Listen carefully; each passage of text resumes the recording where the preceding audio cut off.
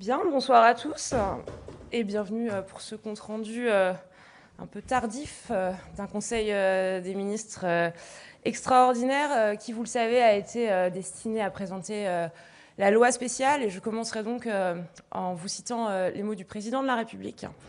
Président de la République qui a indiqué qu'une loi spéciale, comme vous le savez, n'était pas un budget, que ça ne réglerait pas les problèmes du déficit et qu'au contraire, ça créerait des problèmes sur les priorités du pays. Ce n'est donc pas satisfaisant, là encore, ce sont ses mots. Et il a indiqué que nous devrions, au plus vite en janvier, donner un budget à la nation. Un budget qui devra tenir l'objectif du 5% de déficit et financer nos priorités. Cette loi spéciale acte donc, je continue à le citer, la volonté du gouvernement de donner leur chance à d'ultimes négociations. Voilà. Je change donc de parti, ce n'est plus les propos du président de la République, je le précise. Je voulais prendre quelques temps pour vous rappeler ici ce qu'est une loi spéciale, mais aussi ce que n'est pas une loi spéciale. Et j'aurai le plaisir ensuite de donner la parole à mes deux collègues, Roland Lescure et Amélie de Montchalin, qui pourront abonder mes propos. D'abord, je viens de vous le dire, une loi spéciale n'est pas un budget. On a eu l'occasion de le rappeler, et j'ai eu l'occasion de le rappeler à chaque compte-rendu de Conseil des ministres depuis déjà plusieurs semaines. C'est un filet de sécurité qui permet à l'État de fonctionner jusqu'à l'adoption d'une véritable loi de finances pour l'année 2026. Ça permet aux impôts et aux taxes d'être prélevés, aux services publics de tourner et à l'emprunt d'être levé. Donc il ne s'agit pas de faire peur aux Français, et entendons-nous bien, les fonctionnaires continueront d'être payés, les commissariats et les écoles ne vont pas fermer leurs portes. Pour autant, cette logique de service minimum ne permet en aucun cas de préparer l'avenir. Et ce n'est pas sans conséquences. Sans encore une fois inquiéter nos compatriotes, je voulais juste rappeler quelques faits. Concernant les impôts, il est impossible d'indexer le barème de l'impôt sur le revenu, c'est-à-dire de tenir compte de l'inflation dans le cadre d'une loi spéciale. En clair, si aucune loi de finances n'est votée à temps en 2026, avant le printemps prochain, les contribuables qui ont vu leurs revenus augmenter paieront davantage d'impôts du fait de cette non-indexation. D'autre part, environ 200 000 foyers fiscaux entreraient dans la première tranche sans projet de loi de finances voté, et donc ils paieront l'impôt sur le revenu alors qu'ils ne le payaient pas jusqu'à présent. Concernant les dépenses, le gouvernement dépensera le strict nécessaire sans pouvoir dépasser les plafonds votés en 2025. Et là aussi, ce n'est pas sans conséquence. Je donne quelques exemples. Les augmentations de moyens et d'effectifs pour nos armées, pour notre justice, pour notre sécurité ou encore pour l'école ne verront pas le jour tant que le budget n'est pas adopté.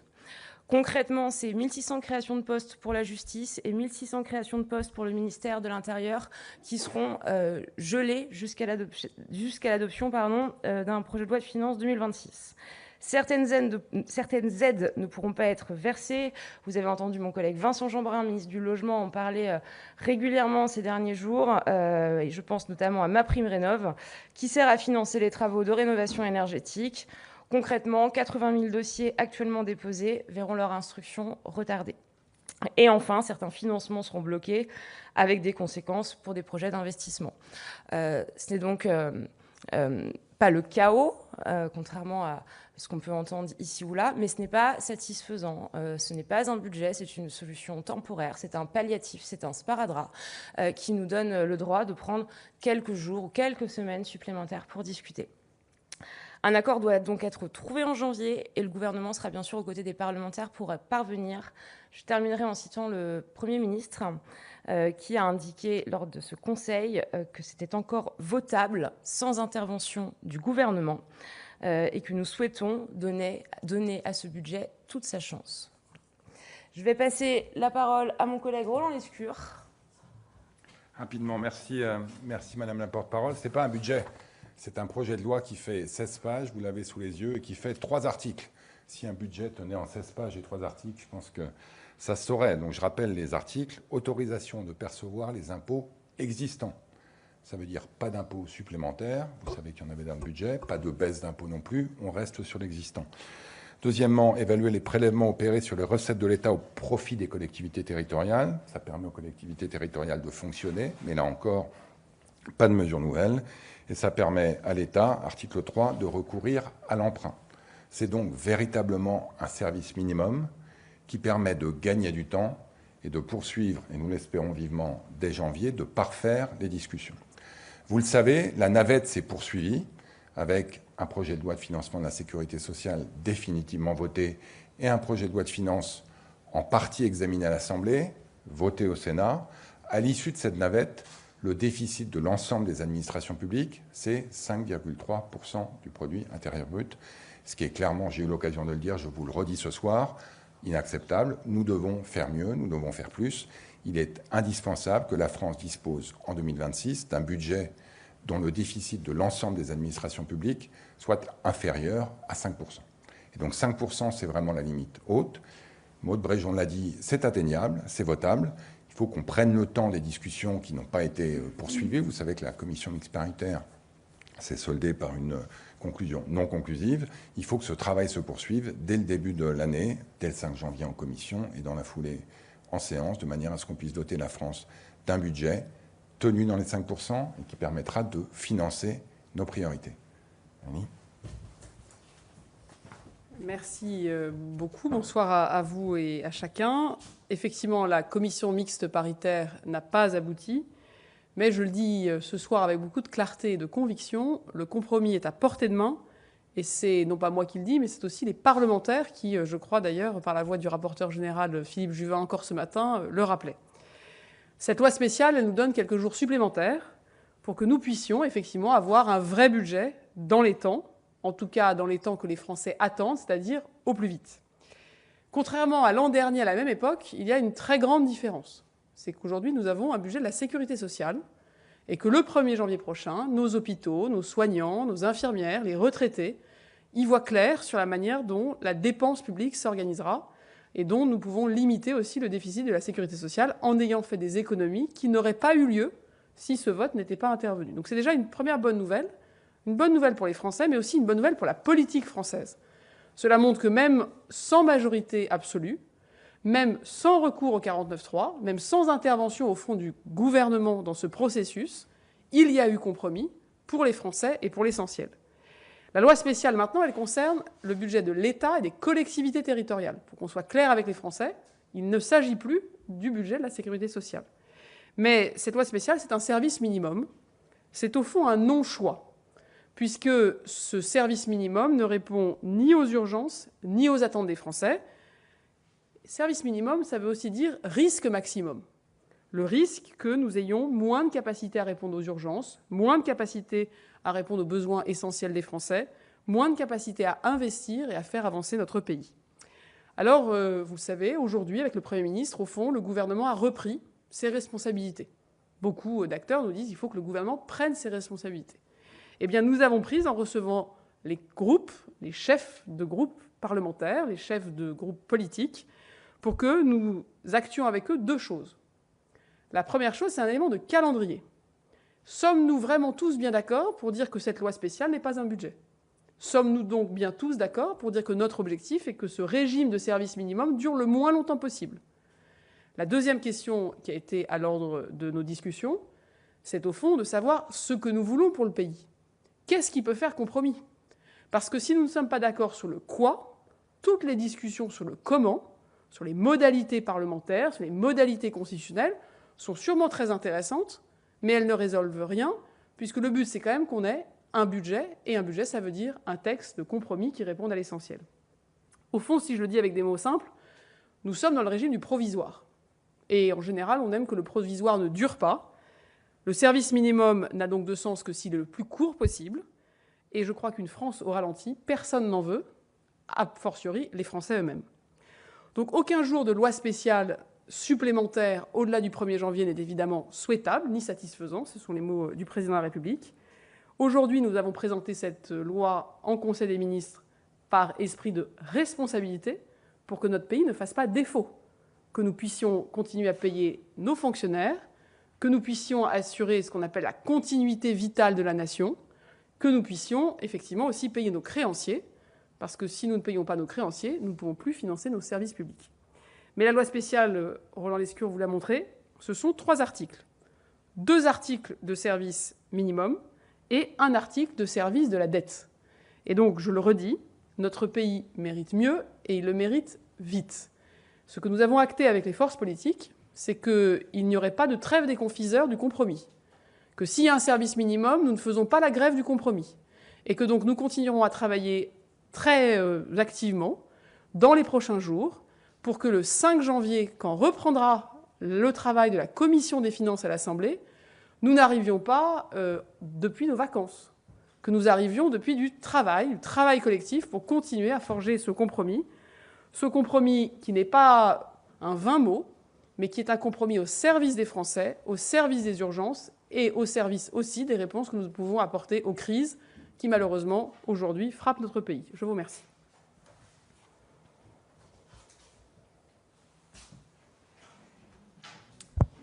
On va passer aux questions, si vous le voulez bien. Bonsoir, Audrey Tison, France Info. Vous avez l'ambition de passer un budget en janvier, si je comprends bien. Comment comptez-vous passer un budget en moins d'un mois, sachant qu'il faut passer par l'Assemblée, le Sénat, peut-être un dernier mot à l'Assemblée? Et la question qui arrive derrière, c'est est-ce que l'outil du 49.3 ne va pas vous être utile si vous voulez tenir ce calendrier? Alors, peut-être je peux me lancer si vous souhaitez, Madame la porte-parole. Si vous regardez les calendriers du PLFSS, on a eu un peu la même séquence. On a eu une commission mixte paritaire non conclusive, on a repris une deuxième lecture à l'Assemblée, qui a ensuite été au Sénat, qui est revenue à l'Assemblée. Cette navette a duré, de mémoire, une dizaine de jours. 2 semaines au maximum. Donc, tout l'enjeu, c'est au fond, je le dis ainsi, est-ce que nos parlementaires en ont envie? C'est sûr que si on a l'obstruction parlementaire et qu'on a à nouveau 3000 amendements, vous voyez, dans les débats, on aura du mal à aller vite. C'est pourquoi le Premier ministre souhaite que nous préparions ces débats, que nous les préparions en anticipant avec les groupes politiques, que nous fassions du travail avant donc, le retour du texte en commission, pour que les débats se fassent déjà avec du travail avec nous, gouvernement, évidemment, dont nous sommes là pour prendre nos responsabilités et faciliter le travail de compromis, mais surtout aussi entre les groupes politiques, pour que le travail puisse se faire vite, mais qu'il puisse se faire bien.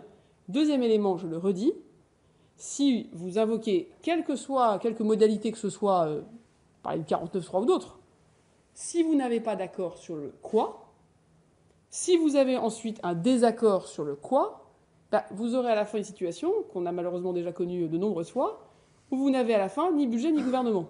Alors, le sort du gouvernement, je pense que ce n'est pas aujourd'hui la priorité des Français. Par contre, le sort du budget, c'est la priorité des Français. Donc, s'il n'y a pas de travail anticipé du quoi, vous pouvez, prendre tous les textes, tous les 49.3 que vous voudriez, et ce n'est pas l'engagement du Premier ministre. Mais si à la fin, vous n'avez ni gouvernement et toujours pas de budget, je pense que vous n'avez pas fait beaucoup de progrès pour les Français. Est-ce que ça veut dire que vous avez déjà calé des rendez-vous entre les fêtes ou tout ça va se faire de manière très informelle? À l'instant où on se parle, vous voyez, mon cabinet échange déjà avec un groupe politique. Demain, nous continuerons. Nous continuerons évidemment le 26 décembre, le 27 décembre, le 28 décembre. C'est tous les jours. D'ailleurs, les moyens modernes permettent aujourd'hui de travailler, même si les députés, les parlementaires ne sont pas tous à Paris ou dans l'hémicycle. Donc oui, il y a à la fois une méthode organisée, il y a aussi une disponibilité du gouvernement pour que nous soyons, là aussi, dans notre responsabilité, c'est d'accélérer les travaux et de faire en sorte que ce compromis puisse émerger. Je dirais juste pour compléter rapidement que c'est l'habitude, en fait, que le budget, en général, s'accélère sur la fin, parce que la mécanique de l'entonnoir que vous connaissez bien, qui fait que tous les sujets qui ont été déjà traités en amont ne le sont pas à nouveau. Donc retenez qu'on est aujourd'hui dans une dernière ligne droite, c'est comme ça qu'on le voit, d'une course de haies, dont on prolonge peut-être d'une ou deux haies supplémentaires la course, mais qui doit nous permettre de converger, à condition évidemment que les parlementaires le souhaitent. Moi je pense que les parlementaires vont le souhaiter, puisqu'on le sait, l'alternative, qui est une loi spéciale qui dure, n'est pas une alternative durable, en fait. Bonsoir. Concrètement, juste pour être bien clair, est-ce que le 49.3 pourrait être utilisé courant janvier pour faire adopter un nouveau texte budgétaire? Est-ce qu'il est au contraire complètement écarté? Est-ce que vous en avez parlé? Alors, vous savez, quand nous, on était à Matignon avec mon collègue Roland Lescure, avec le Premier ministre, ensuite, les groupes politiques ont été, je crois, répondre à des questions des journalistes. Donc je vous laisse peut-être écouter ce que chacun de ces groupes ont dit, de ce qu'ils ont retenu, de ce qu'ils ont dit avoir demandé, de ce qu'ils ont dit vouloir pour le pays. Donc ça, c'est déjà à eux d'en parler, pas à nous. La deuxième chose, c'est que la Constitution est la Constitution. Donc moi, ce soir, je ne suis pas là pour faire un débat de constitutionnaliste. Je crois que ce n'est pas notre rôle. Notre rôle, c'est de rappeler qu'on peut se perdre en conjecture, qu'on peut remplir des pages et des pages de journaux et remplir des heures et des heures de télévision avec des débats juridiques. Tant que nous n'aurons pas trouvé le point d'atterrissage qui fait compromis, aucune des modalités d'adoption, aucune, ne permettra de satisfaire la priorité, c'est qu'on ait un budget. Dit autrement, un 49.3, si le texte qui est soumis au 49.3 ne fait pas compromis, vous avez à la fois évidemment une censure du gouvernement, mais vous avez aussi, au fond, un texte qui n'est toujours pas adopté. C'est le cas de figure, vous savez ce qui s'est passé à la fin du PLFSS de Michel Barnier, qui était mis au 49.3 à l'Assemblée, il y a eu une censure et il n'y a pas eu de PLFSS. Ce n'est pas ce que nous souhaitons. Je rappelle quand même que la méthode inédite du Premier ministre, jusqu'à ce stade, elle a payé, si je puis dire. On a adopté un projet de loi de financement de la sécurité sociale 149.3 avec un vote de l'Assemblée nationale. Il n'y a pas de raison aujourd'hui d'imaginer que ça puisse être autrement. Donc mettons-nous d'accord sur un texte et votons-le. Et je crois que c'est au fond à chacun des groupes politiques de beaucoup plus répondre à la question que vous posez. Quelle est pour eux l'ambition qu'ils ont? Quelle est la position qu'ils prennent? Alors effectivement, aujourd'hui, ils pourraient vous dire que les travaux d'atterrissage ne sont pas complètement finalisés, mais assez vite, notre but, c'est qu'ils le soient pour le 5 janvier et qu'à ce moment-là, on y voit clair sur les positions des uns et des autres. Est-ce que le Premier ministre, à ce moment-là, de votre côté, du coup, a renoncé une nouvelle fois à l'utilisation du 49.3 durant ce Conseil des ministres? On peut redire ce qui est dit régulièrement en compte-rendu de Conseil des ministres. Le sujet n'est pas de savoir aujourd'hui comment est-ce qu'on adopte le budget. Le sujet, c'est de savoir ce qu'on met dans le budget. Et donc, on évoque toutes les semaines ici la question de l'utilisation ou non du 49.3. Et la réponse, elle n'a pas changé. Tant qu'on ne s'accorde pas sur le fond, la question de la procédure législative est très secondaire. Pour le dire autrement, vous avez aujourd'hui Mme Borne, M. Hollande, M. Retailleau qui vous réclament le 49.3. Mais enfin, si vous allez les interroger en leur demandant quel texte ils imaginent passer par 49.3, je crains que le texte imaginé par M. Hollande, M. Retailleau et Mme Borne ne soit pas exactement le même. Et donc, tant qu'il n'y a pas ce travail de convergence-là, on peut se perdre en conjecture sur les différents moyens constitutionnels de passer un texte. Vous ne serez pas, en fait, beaucoup plus avancé. Et donc, tous ces débats de procédure ne visent qu'à contourner la question de fond, qui est ce qu'on met dans ce budget, quelle part on donne à la réduction de la dépense publique, quelle part on donne à la fiscalité. Et c'est sur ces points-là qu'il faut converger. Et c'est sur ces points-là que les parlementaires n'ont pas encore réussi à converger lors de la commission mixte paritaire vendredi dernier. Bonsoir, Jérôme Val de France Inter. Vous parliez de convergence. Vendredi, après l'échec de la CMP, les deux rapporteurs généraux du budget ont dit qu'ils étaient tout proches d'un compromis à quelques articles près, à quelques dispositions près. Est-ce que c'est votre sentiment aussi, qu'on est malgré tout proche? On a quand même l'impression que certaines positions se durcissent, que ça va être compliqué.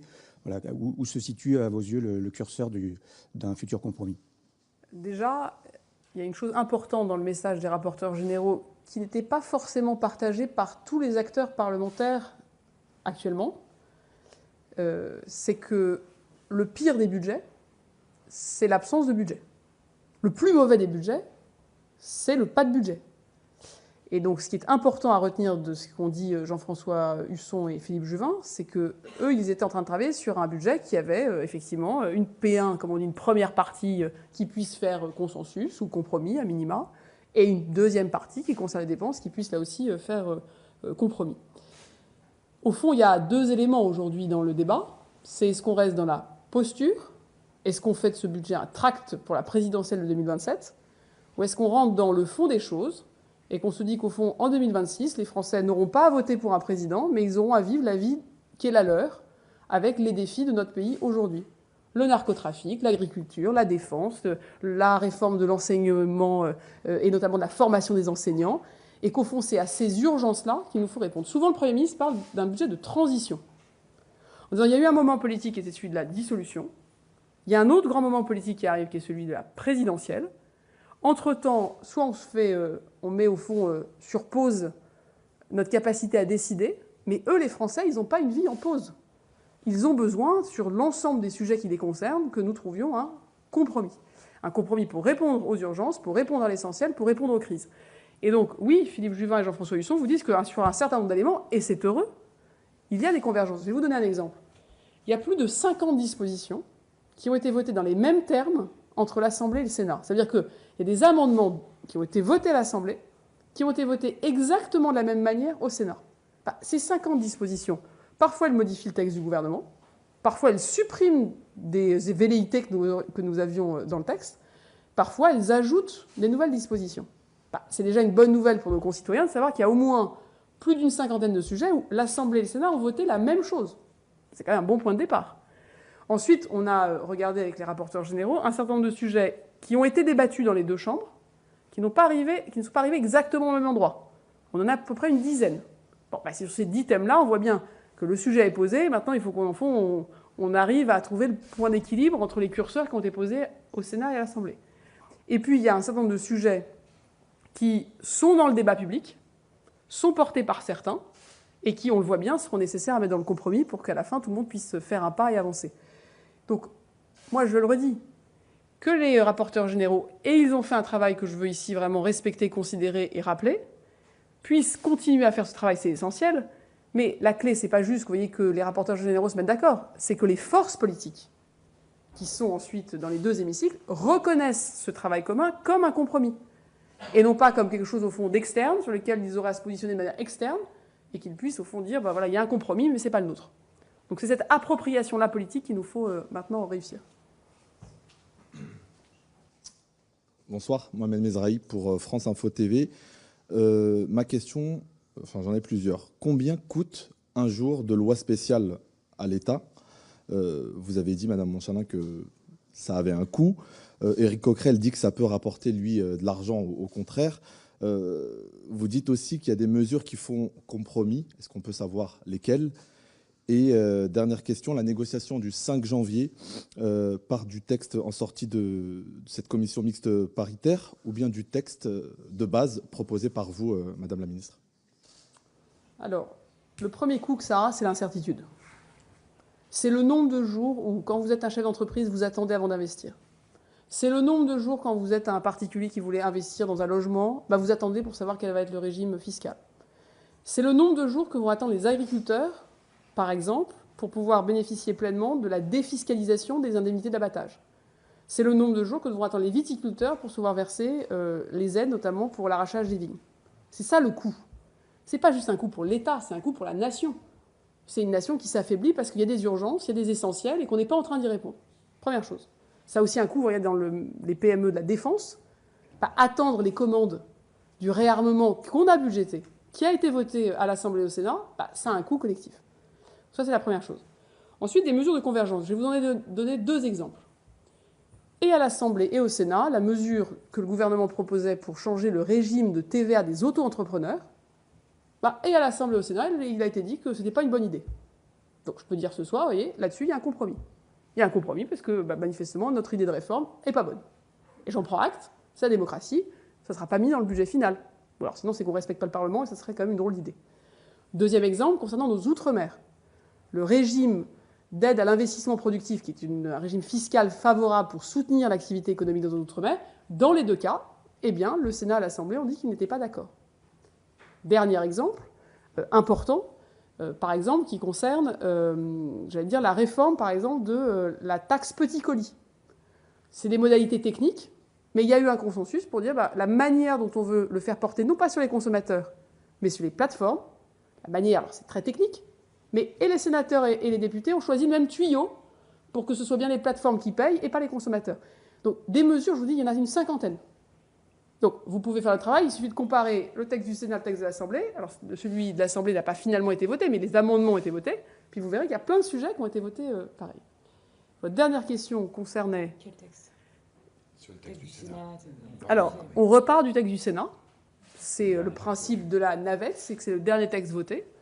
Et donc c'est un texte, comme l'a dit Roland Lescure, qui demande du travail, parce que si on le prenait... Si on avait fait un 49.3 cet après-midi sur le texte du Sénat, on aurait un déficit à 5,3%. Vous voyez que ce n'était pas une solution. Donc c'est aussi pour ça qu'il faut qu'on différencie, vous voyez, le comment. Tous les gens qui vous disent il n'y avait qu'à faire un 49.3 aujourd'hui, mais je veux dire, sur quel texte ? Le dernier texte qui est dans la navette ne nous convient pas et je crois ne convient pas au pays. Non mais juste un mot de là. N'oublions pas la loi spéciale, effectivement, qui est la manière dont on va se réveiller le 1er janvier, qui n'est pas un budget, et qui introduit, Amélie l'a dit, de l'incertitude importante pour tous les agents économiques, y compris ceux qui nous regardent, ceux qui nous prêtent, mes collègues européens avec qui j'échange une fois par mois pour les rassurer sur le fait que oui, on aura un budget et qui sera à 5% ou en dessous. Donc cette incertitude-là, c'est de l'incertitude très concrète qui peut générer des inquiétudes auxquelles on doit répondre. Donc on peut évidemment tenir face à ces inquiétudes quelques jours, quelques semaines, mais il faut qu'on arrête, pour mieux gérer nos priorités, la défense, le régalien, la Nouvelle-Calédonie dont on doit garantir la poursuite de l'aide. Tout ça, c'est du très concret. Mais il faut aussi que, j'allais dire, qu'on rassure tout le monde sur le fait qu'on va passer à autre chose, qu'on a un budget et qu'on a plein d'autres choses intéressantes à partager. Je suis sûr que Maud Bréjean aura l'occasion de le faire dans les semaines qui suivent. Il faut qu'on ait un budget et on avancera. Merci. Bien, je vous remercie. Alors, je pense que cette fois, je peux vous dire joyeux Noël sans trop prendre de risques. Et de belles fêtes à tous et à toutes. Merci.